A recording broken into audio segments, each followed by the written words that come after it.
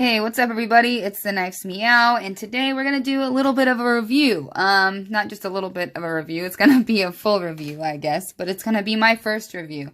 Now, mind you, when I started this channel, I initially did not intend to be a knife reviewer, but I have a few things that are gonna be happening in the future, so I wanted to prepare myself and get a little bit of practice in, because there are things that are going to be coming soon to the channel that I'm excited about, and I'm gonna be doing a couple of reviews, and yeah, so just wait and see. I'm kind of excited about that, or I'm pretty excited about that. So I have to practice. So you guys are going to have to endure some reviews from me. So this came in a box of a bunch of other knives from my buddy Casey, and blah, blah, blah, blah. So, I mean, if you saw my reaction, you already have a good idea about how I feel about this knife. I absolutely love this knife. This was my first Protech, my first out the side. And I absolutely adore this knife. Now, some of you may know that I live in California, so this is a love-hate. It's like we're like star-crossed lovers. I want to own this knife, but I love to carry and use all of my knives. And even though I did use this knife, I did carry this knife, and I carried it out of the house illegally. I'm a badass, guys. So, no, I'm just kidding. But, I mean, it's up to you. Do what you want. But that's kind of one of the only cons, I guess, about this knife, is that it isn't legal everywhere.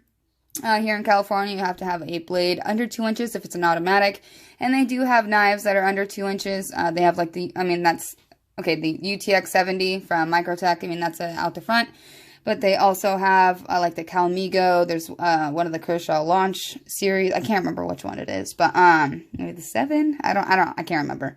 But there are a few that are under 2 inches. They're just, personally, to me, there aren't that many that I find attractive.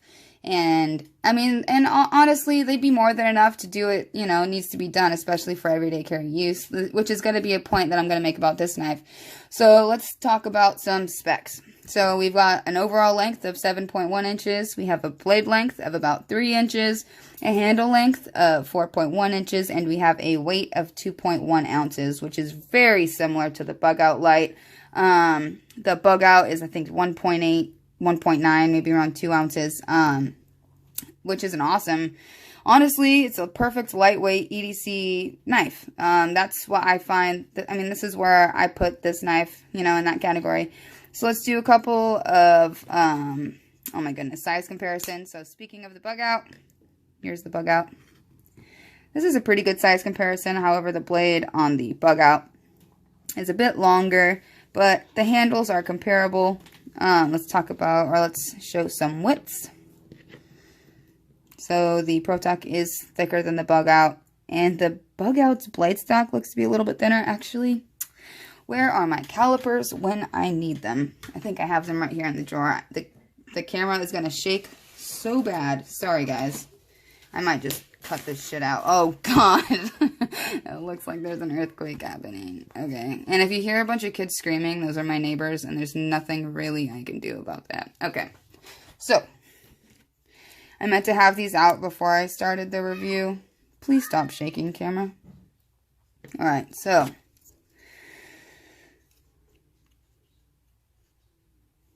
So, 0.08, okay. Trying to do that left-handed, that was embarrassing. And we've got, oh, so they're like the same. So the Protech is 0.09, and the Bug Out is 0.08. Okay, so let's do another size comparison. I think this one's going to be the best size comparison. So here is the Crewwear Delica from DLT Trading, and this one's pretty spot on, actually, except the only thing is the Protech may have just a hair bit more blade cutting edge, I mean.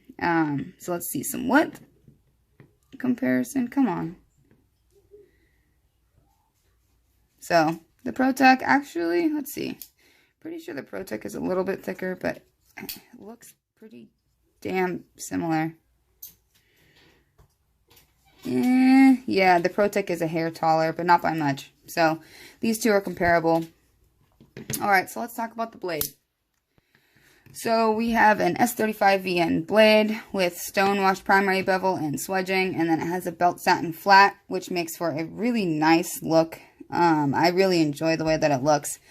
The only downfall to this blade, I think, I mean, it's 19 thousandths behind the edge, and with a blade stock as thin as this, and its tip as thin as this, I think it should have a little bit better grind. I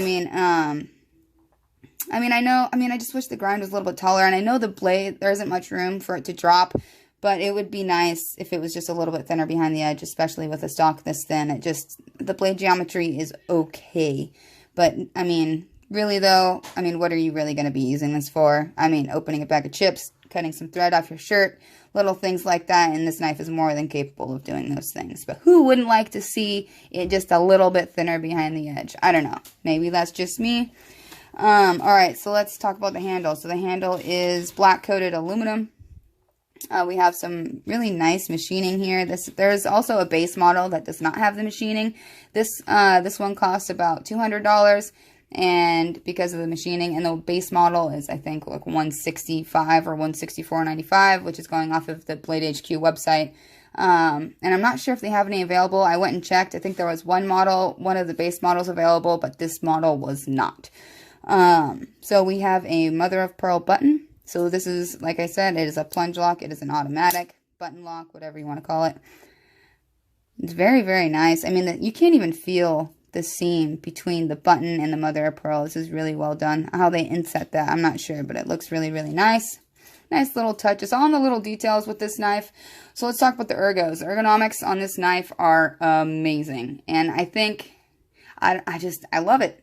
It's got everything on this knife is completely rounded. The clip, everything. It just feels really, really nice. So this clip length is a little much. But even though it's over half the length of the handle, but the only thing that saves it from being a complete, something I don't really care for, is the fact that when I grip this knife, you can see right where the bill of this clip sits. It sits right in between my index finger and my middle finger, and I can't feel it at all, no matter how hard I squeeze. And I mean, this is a lighter use knife, and if my knife's sharp, I'm really not going to be putting that much force trying to go through a material.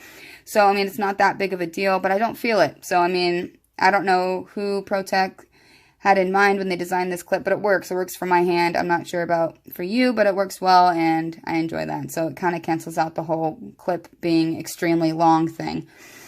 So also, let's talk about the screws. So here, for the pivot screw, we have a hex, and for the body screws, we have a hex, but for the pocket clip screws, we have a couple of Torx. Now, that is the only really, big nitpick, I guess I could have, and even then, it's not that big of a deal. It's just kind of an annoyance. Like, why would you have every other screw on this knife be hex and have just the pocket clip screws be Torx? I don't know. I don't understand that. That's not something I would have chosen to have done with this knife, but I'm not the designer. I'm not a machinist, so if there's a reason behind it, I don't understand. But there's that, something to take note.